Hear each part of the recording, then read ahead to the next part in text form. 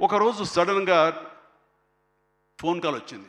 బాబుకి చరణ్కి ఒక దెబ్బ తగిలింది సార్, గబుని హాస్పిటల్కి తీసుకెళ్ళి అనగానే ఎలా ఉంటుంది, ఏం దెబ్బ తగిలింది, ఎంత తగిలింది, ఎంత ఇదేంటి, ఈ యాక్షన్ సీక్వెన్స్ అంటున్నాడు మాకు తెలుసు అనేసరికి ఏంటి ఏం దెబ్బ తగిలింది సార్, మీకు ఫోటో పంపిస్తానని ఫోటో పంపించారు.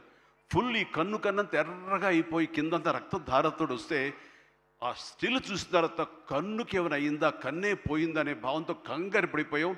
వాళ్ళ అమ్మకు చూపించాలా చూపించకూడదా అని చెప్పేసి ఏంటంటే ఇది బాబు హాస్పిటల్ చిన్న ట్రీట్మెంట్ అంట, ఏదో చిన్న ఇదంట అని అన్నానే కానీ ఆ డాక్టర్ మన సుధాకర్ ప్రసాద్ గారు, ఆయన కాస్మెటిక్ సర్జన్, ఆయన చూసి ఆయనతో మాట్లాడిన తర్వాత చాలా అదృష్టం అండి, కన్ను గుడ్డు పోవాల్సింది పోకుండా ఐబ్రోకి కింద నుండి బోన్ దగ్గర అవతల ఒక డ్రెస్లర్ ఒక గుండు వచ్చి హిట్ చేసింది, అది కట్ అయింది కిందంతా, అంతే తప్ప ఇంకేం కాలేదు, అవి ఎలాంటి ఇబ్బంది లేకుండా నేను స్టిచెస్ చేస్తున్నాను అని చెప్పిస్తూ అంటున్నాడు. ఒక 7-8 పడ్డాయి స్విచెస్.